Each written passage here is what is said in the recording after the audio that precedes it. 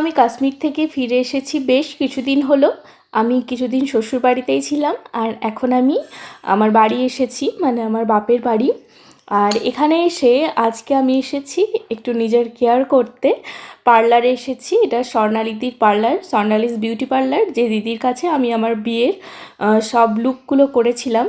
তো জানো তো, অনেক দিন হয়ে গেল আমি আইব্রো প্লাগ পর্যন্ত করিনি। আগে করেছিলাম কাশ্মীর যাওয়ার অনেক দিন আগে, এইখান থেকেই করে গেছিলাম। প্রায় 2 মাস পর আবার আজকে আমি আইব্রো প্লাগ করব। আর তার সাথে সাথে ভাবলাম পাহাড়ে গিয়ে ওখানে মুখে বেশ কিছু একটা ট্যানও পড়ে গেছিলো, তো একটু ট্যান রিমুভ করার জন্য একটা ট্যান আর মাসাজ করব। দিদি আমাকে সাজেস্ট করে দিয়েছিল যে কি করলে মুখটা একটু ভালো হবে, গ্লোয়িং দেখাবে।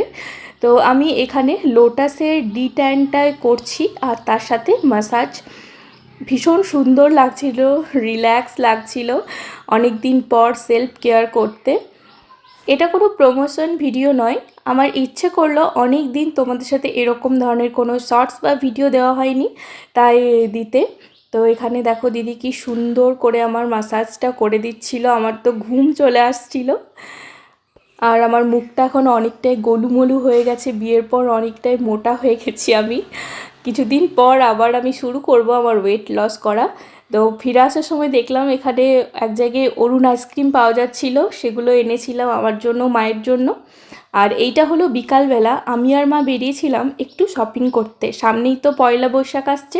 আর এখানে কসমো বাজারে খুব ভালো চৈত্র সেলের অফার দিচ্ছিল, অনেক জিনিসের ওপর 50% ছাড় ছিল।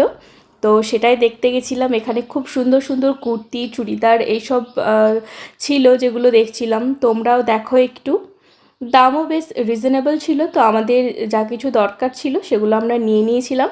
তারপর ফেরার আগে আমরা দুজন গেছিলাম একটু ফুচকা খেতে, আমরা খেয়েছিলাম জল ফুচকা আর স্পেশাল ফুচকা। তো আজকের ব্লগটা এটুকুই, ভালো লাগলে লাইক করে দিও, কমেন্ট করে জানিও কেমন লাগলো।